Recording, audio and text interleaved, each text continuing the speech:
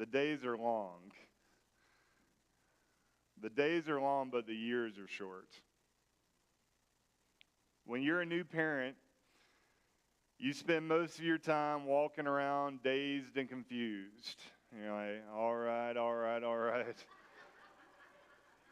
Then, as your kids age, you get to experience their joy as they discover new things. What's this? What's this?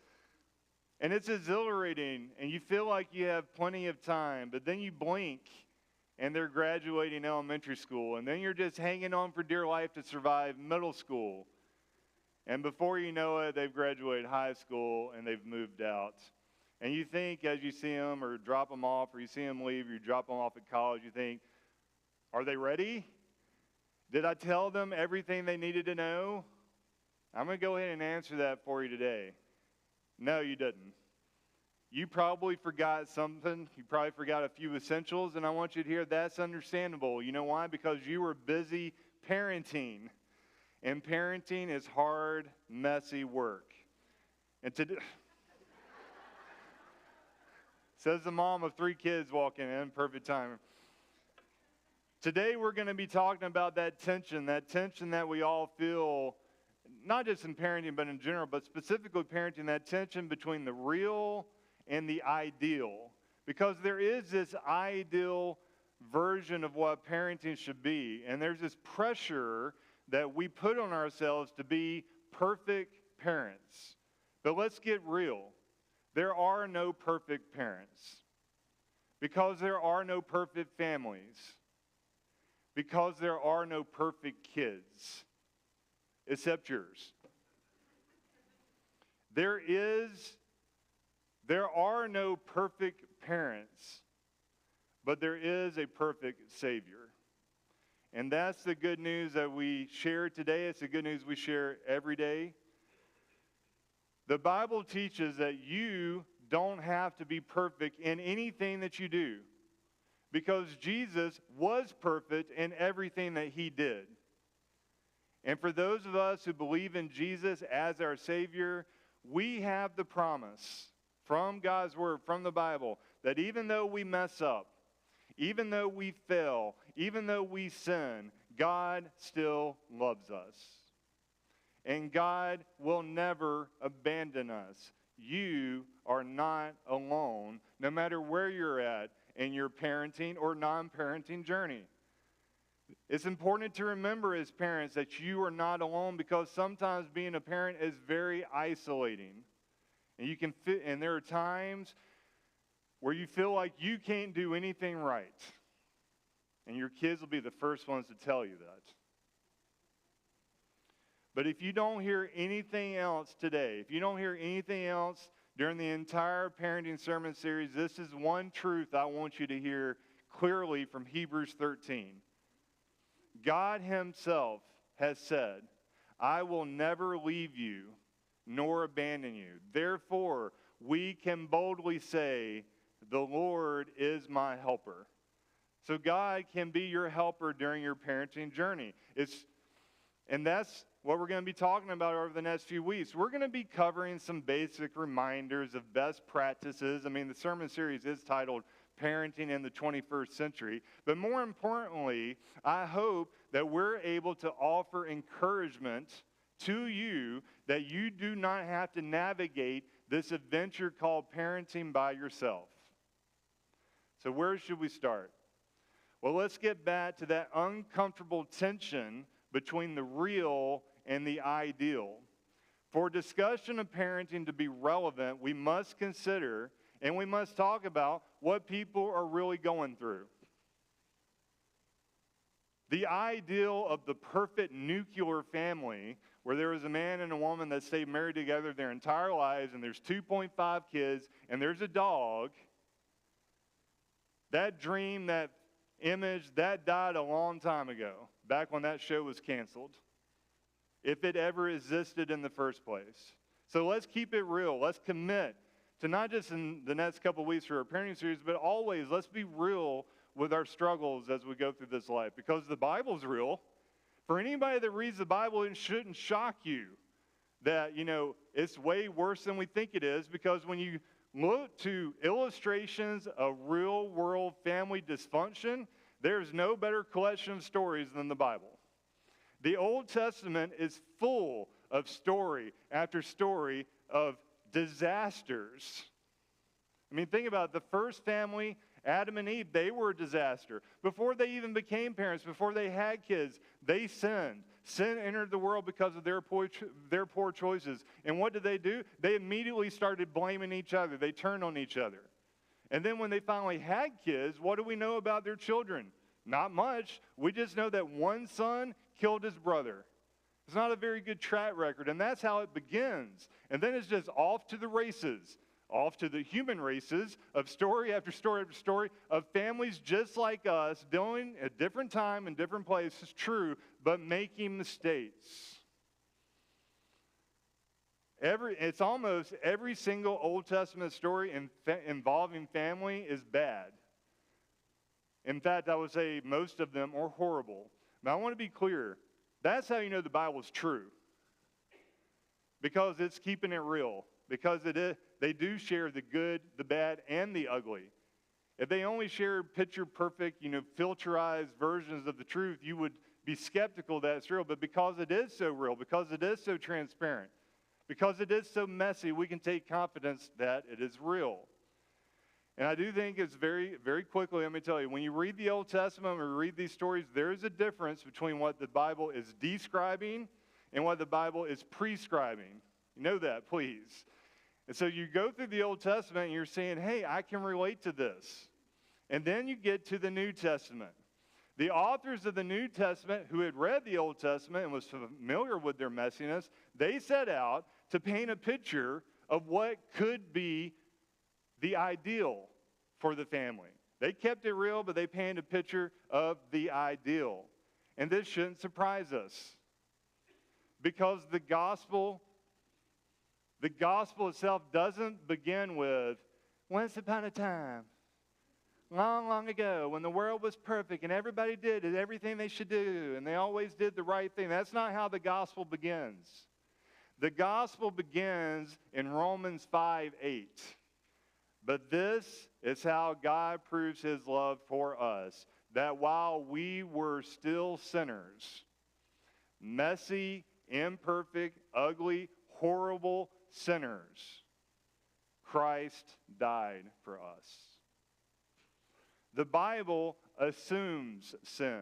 The Bible assumes that we're going to get it wrong.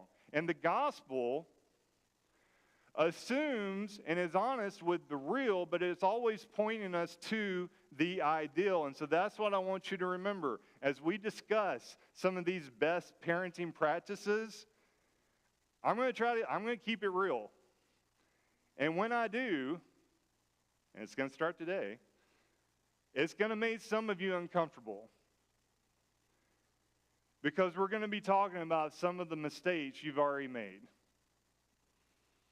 I want you to know they're the same mistakes that I personally made. And I want you to hear this. We cannot beat ourselves up over our past mistakes. We need to bring all of those to Jesus. We need to give it to him, lay it at the foot of the cross, and then stop looking backward and look forward. And here's the other thing I want to keep real. I do not want you to think that the Bible is a magic formula. There is no cheat code that if you do this, this, and that, everything is going to be okay. I don't want you to come here and hear that, hey, if I just start following Jesus, then that means all of my struggles will be gone. They're not. They're still going to be there. There's no magic formula where when you do this, you think, hey, now I'm going to win Parent of the Year. Now my child is going to grow up to be a well-adjusted, successful, functioning member of society. There is no promise of that. The only promise is this, is that, because there's no promise of that because that's not real. The promise is what I already shared with you. It's going to get messy. It's going to be hard, but you don't have to do it alone. And keeping your focus, and here's another promise, keeping your focus on Jesus and becoming involved in a church not just coming to church on Sunday morning, but becoming involved in a church will help you. It will help you raise your kids. There's hardly any pediatrician out there that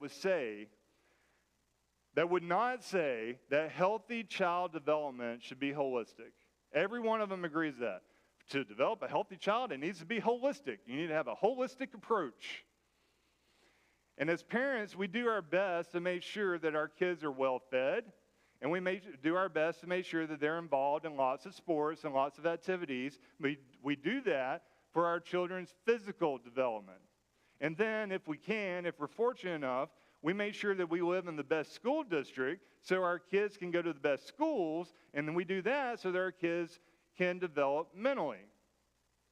But too many parents who focus on physical development and mental development completely ignore their child's spiritual development. Some of you come to church. You're literally here right now. I know it's true because I can see you. Some of you are listening online. So you're at least open to the idea of Jesus and the gospel helping you as a parent. But let me ask you this. How many of you, sitting here looking at me like I'm looking at you, how many of you read the Bible with your kids? With them. To them when they don't know how to read. With them now. How many of you have gospel-centered conversation with your kids over dinner instead of just all the weird drama of the day? How many of you drag your kids along while you volunteer to help other people? If you're ignoring your child's spiritual development, I want you to hear this. You're not just missing the bullseye as a parent. You're completely removing the target. And I know, if you're sitting here listening online, you might be a cynic. And you might say, well, of course the pastor is going to stand up there and say that to have one of the best practices of successful parenting is to bring your kid to church. But there is data to back this up. There is hard scientific data to back up what I'm saying. Social scientists, most of whom are not religious, have long conducted empirical research that shows that kids who are involved in church are happier than kids that aren't. There is data that proves it, that kids that go to church are more well-adjusted than kids that don't. Jonathan Haidt is one of these social scientists. He recently wrote a book called The Anxious Generation. He's got a PhD from Yale. He's very smart. And he's an atheist. But even as an atheist, he argues that one of the keys of raising a healthy child is for them to learn to worship God within a faith community. Why would an atheist say that? Because the data backs that up. In this book, Dr. Haidt examines why all of us, but specifically kids, why we are more depressed now than we've ever been. Since 2012, there has been what he calls an epidemic of loneliness. That's why the image is somebody floating in space. Not just for kids, but specifically, it is magnified in kids way more than adults. Today, his field of study, today, 20%, 1 in 5 of high school seniors, when they are asked, they respond that their life does not matter. 20% believe that their life is worthless. And they admit to not feeling happy, and they admit to feeling alone. That number is doubled from what it was in 2010. It was 10% in 2010, which is bad. Now it's 20%. Who knows what it's going to be now, in the next couple of years. Why? If we're talking about parenting in the 21st century, well, let's do it. Why? Because this is a 21st century problem. Why has there been such a sharp decline in mental health over the last 12 years? What's changed in 2012? Let me think about that. Because I was alive back then and I remember it. I warned you we were about to do some real talk. This is going to be the first real talk that's going to make you uncomfortable. Because you, most likely, are guilty of this mistake, and I want you to remember, so am I. 2012 is when smartphones took over. We had cell phones before, but 2012 is when high-speed data transfer through cellular networks of 4G mainline social media.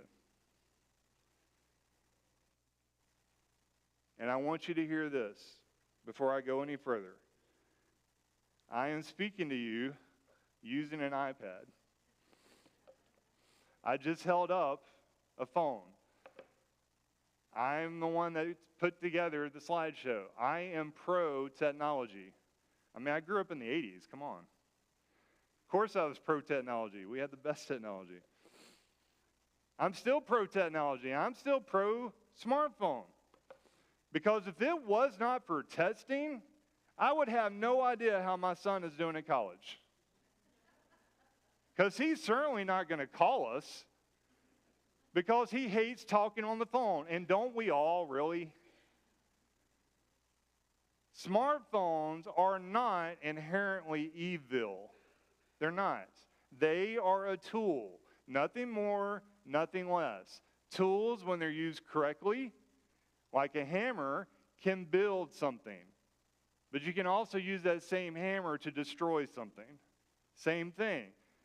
When tools are used the wrong way, they can do great harm. And kids using smartphones at early ages cause them great harm, both mentally and emotionally. There's no doubt in the field of scientific study. This is just one of those things where, okay, they are more certain of this.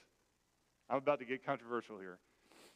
They're more certain of this. These social scientists are more certain of the negative effects of emotional and mental decline of social media and cell phones on kids than they are that gravity is real and that the earth is round. There's the controversial part.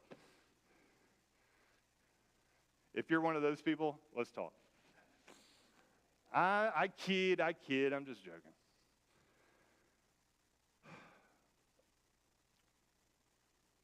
All the research backs it up.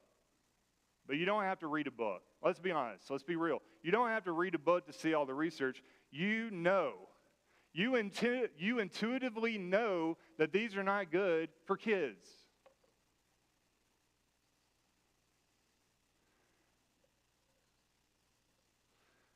One of the most expensive places you can go on vacation is the happiest place on earth. And every night, the Magic Kingdom closes down with this huge fireworks display. I don't even know how much money this costs, and they do it every night, 365. It's it's just constant. And this, if you've ever seen it in person, it's amazing. It's the most fireworks you've ever seen. They've got it queued up with the music that you love. They've got images being shown on the buildings. Tinkerbell comes flying down, and it's a real person. It's great. Have you been there lately with a younger kid? If you've been there, oh, wow, this is amazing. You go there now, and you're being awed. You're being inspired by all this. You look around, there's little kids sitting there.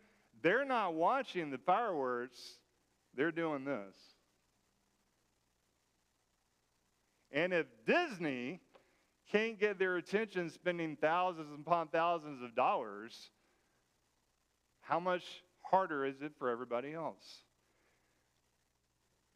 The day you give your child a cell phone is the day that you limit every other experience that children are supposed to have to develop healthy lives.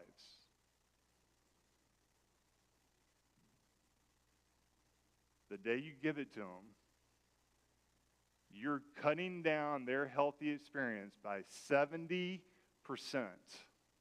is what the data shows. What does that mean? That means that books will not be read. Hobbies will not be discovered.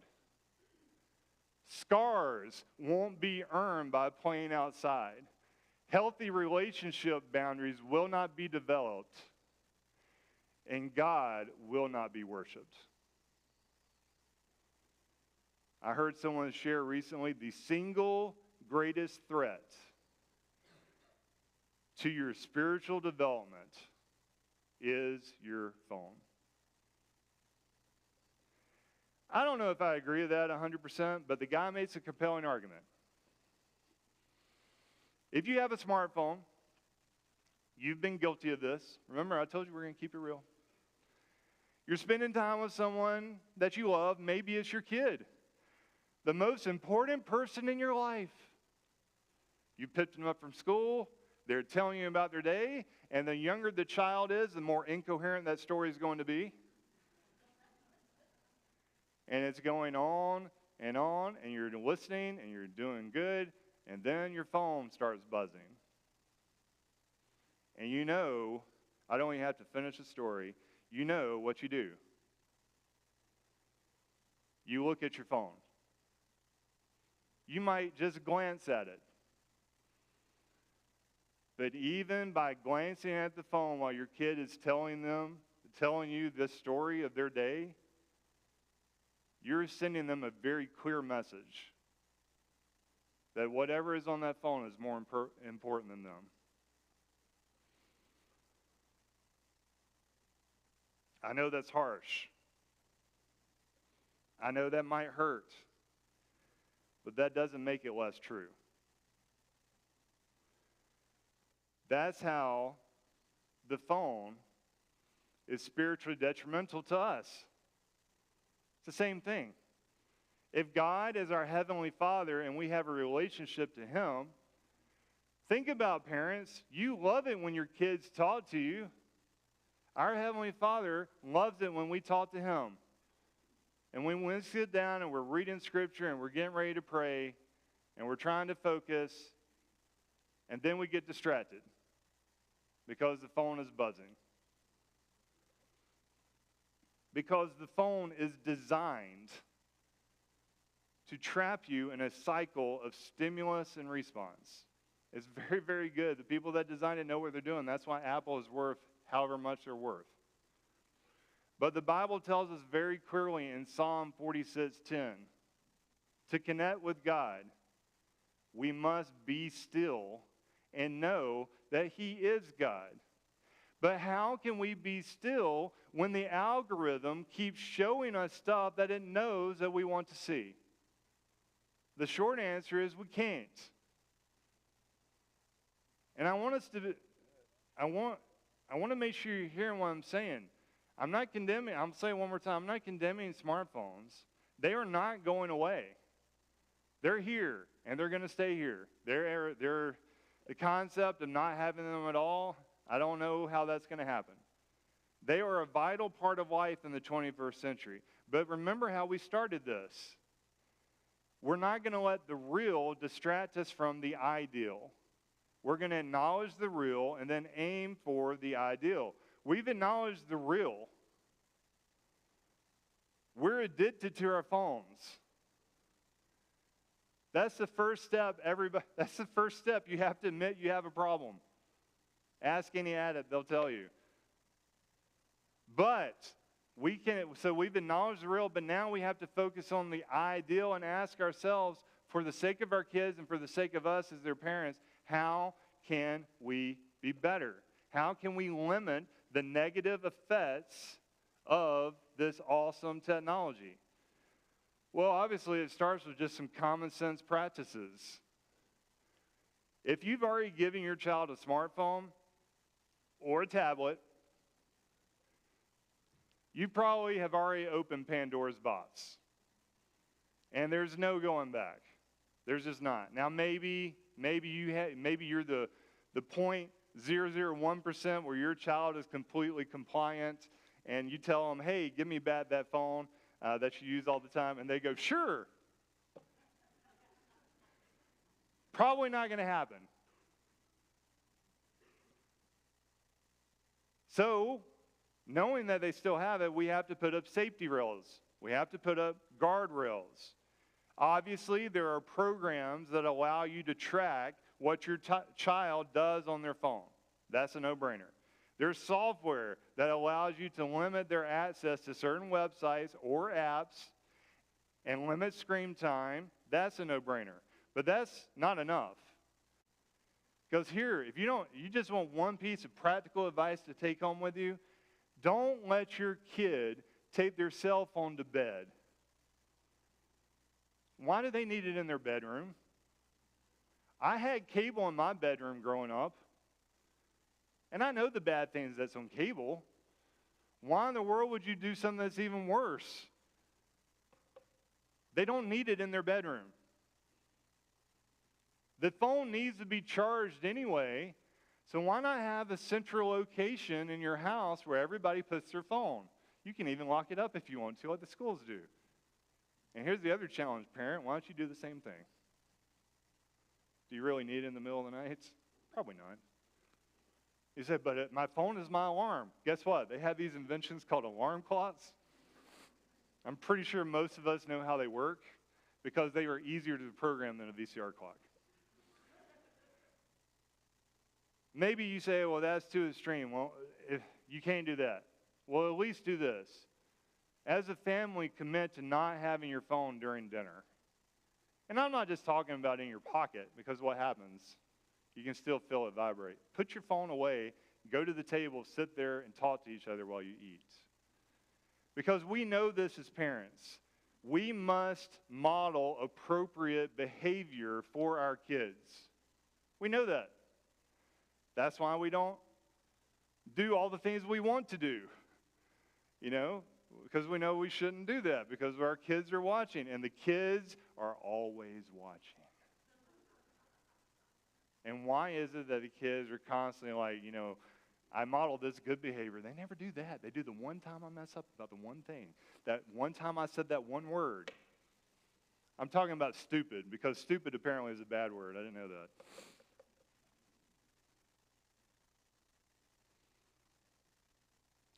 We're supposed to model appropriate behavior in all aspects of life. We know that. So why do we not do it with cell phones?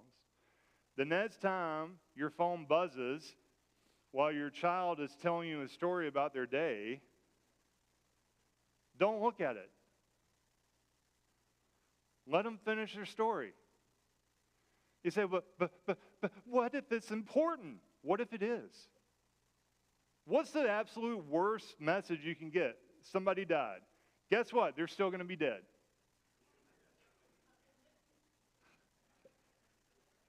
The story is meandering, but it's going to end at some point. The person's still going to be dead. What's the second worst thing?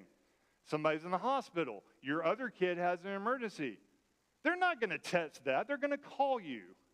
If it's a real emergency, they're going to call you. And if your phone is on silent, if one of your designated favorite people, you can set it up to do this. Your phone's on silent, one of your designated favorite people call once, doesn't do anything. If they call back twice in a row, it rings no matter what. And you know at that point, oh, my phone's on silent, it's ringing. Something actually is important. Sorry, little Timmy, hold that thought. And at that point, they'll understand because you've received it and you are going into action because it's a real emergency. But some random message from your friend that's sharing something he saw that was actually pretty funny, coming in and you're looking at it, nah, that's not worth it. You're sending the message that they don't matter. Why can I say this so confidently? Because I've done it.